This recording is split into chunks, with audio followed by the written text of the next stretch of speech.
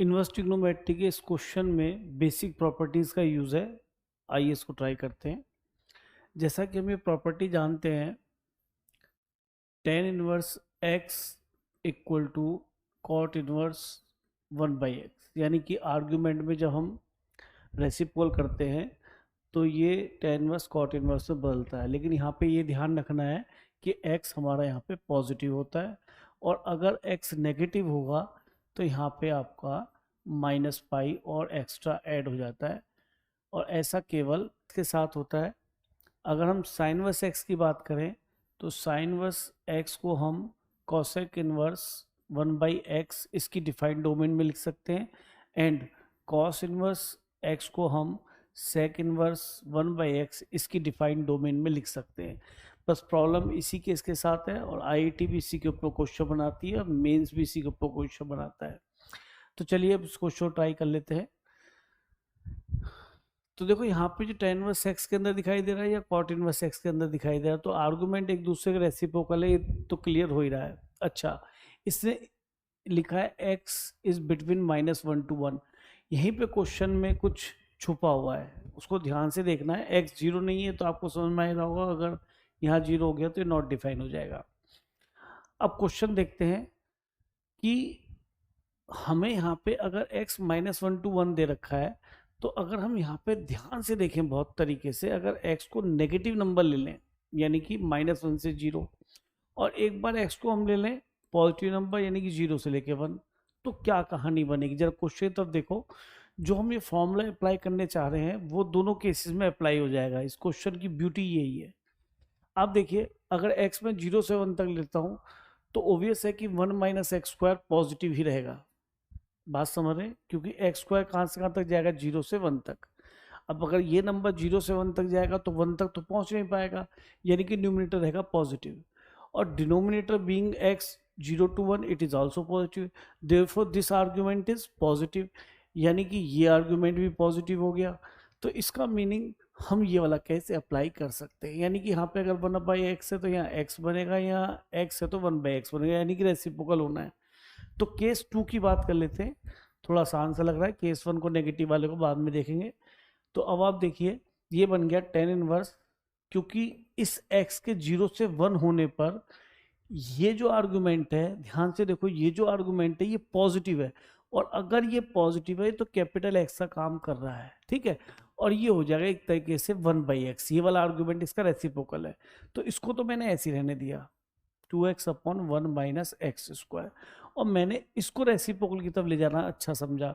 तो ये बन गया tan इनवर्स, रेसिप्रोकल कर सकता हूँ कि पॉजिटिव है तो पॉजिटिव में बस रेसिप्रोकल ही होता है, ये आर्गुमेंट पूरा पॉजिटिव है, तो ये हो जाएगा 2x/1 - x²। अब देखिए क्वेश्चन हमारे लिए कंपैरेटिवली आसान हो गया, और शायद इसी प्रॉपर्टी के लिए क्वेश्चन बना है।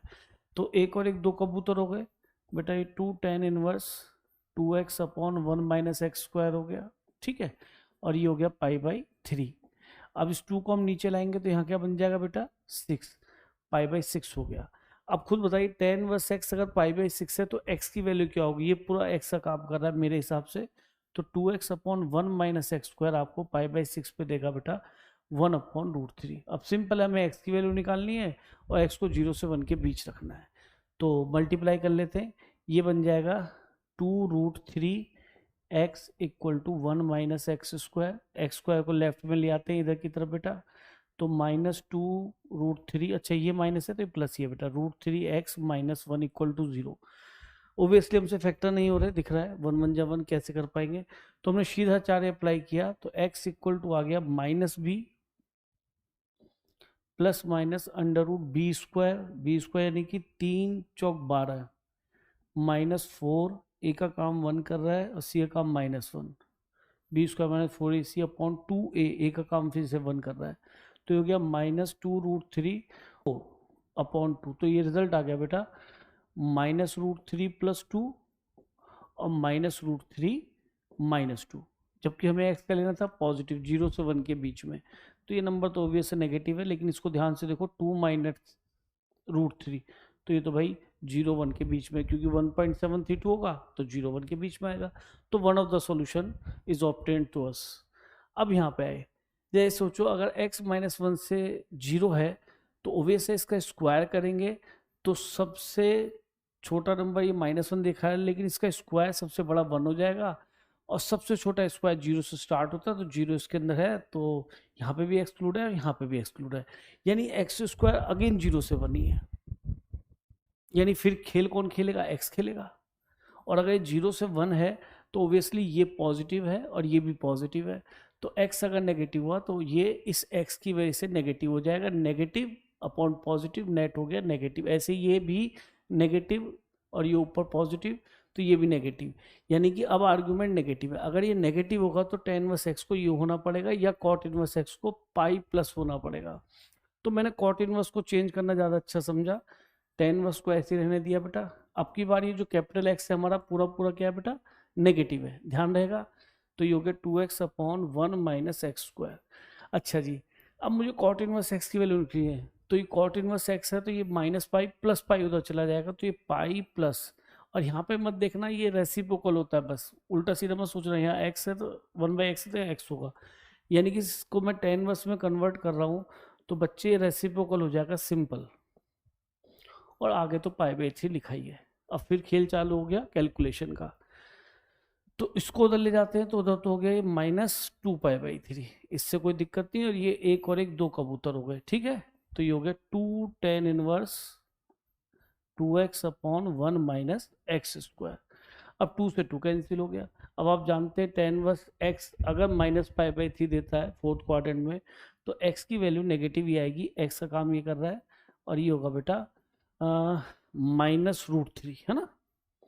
अब सिंपल है, अब इसको फैक्टर कर लेंगे, एलसीएम लेते हैं, देखते हैं क्या बनता है। 2x इक्वल टू -√3 और +√3 एक्स स्क्वायर, तो क्वाड्रेटिक दिखाई दे गई। चलो सोल्व कर लेते हैं। √3x² को हमने राइट में ही लिखा, -2x उधर ले गए, अब -√3 पहले से ही है, तो √3 × 3 3 हो जाएगा, और 3 बन जाए 3, फैक्टर भी आसानी से हो गया भाई, ठीक है। -√3 इक्वल टू 0, तो √3 कॉमन, यहाँ क्या दिखाई दे गया बेटा? x -√3, और यहाँ 1 कॉमन, x -√3। चलो यहाँ तो कम से कम फैक्टर इजीली हो गए, तो इससे x की वैल्यू एक √3 आई, और एक x की वैल्यू एक x भी है भाई, तो √3x + 1 आएगा, तो x इक्वल टू -1 अपॉन √3 आएगा। ये लेना नहीं है क्योंकि x हमारा, अच्छा यही तो लेना है, सॉरी, x हमारा नेगेटिव है, तो हमें ये नहीं लेना है, पॉजिटिव ये हमें लेना है, -1 अपॉन √3। तो सॉल्यूशन तो आए, एक तो आया 2 -√3 और दूसरा सॉल्यूशन आया -1 अपॉन √3, और शायद इन दोनों सॉल्यूशंस को हमें सम ही करना था, तो सम कर दिया। अच्छा, आंसर इस फॉर्म में आ रहा है, फिर अल्फा हमें देखना है, तो एक काम करते हैं, इस फॉर्म में लाने के लिए एक काम करो, इसको √3 से ऊपर नीचे मल्टीप्लाई कर लो, तो नीचे √3 दिख जाए, क्योंकि √3 नीचे आ रहा है। बड़े चालाक हैं यार क्वेश्चन बनाने वाले भी। तो 2 माइनस, ये 3 कबूतर है, ये 1 कबूतर, तो -4/3 हो गया, 3 और 1 4 हो गया ना। अब कंपेयर हो गया बेटा, ये अल्फा -4/√3, बिल्कुल वैसे ही आ गया 4/√3, तो अल्फा की वैल्यू क्या दिखाई दे गई? 2। तो बेटा यही हमारा आंसर भी है। तो इसी प्रॉपर्टी पे, मतलब आईआईटी ने कई बार क्वेश्चन बनाए हैं, स्टूडेंट्स को ये प्रॉपर्टी लर्न कर लेनी चाहिए, बहुत ही काम की प्रॉपर्टी है बेटा।